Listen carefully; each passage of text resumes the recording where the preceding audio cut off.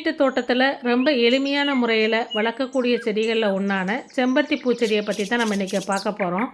செம்பருத்தி பூச்செடி குறைஞ்சது 5 மணி நேரத்துலேருந்து 6 மணி நேரம் வரைக்கும் சன்லைட் இதுக்கு தேவைப்படும். ஸோ எந்த இடத்துல சன்லைட் இருக்கோ அந்த இடத்துல இந்த செடியை வச்சோம்னா செம்பருத்தி பூச்செடி ரொம்ப ஹெல்த்தியாக இருக்கும்.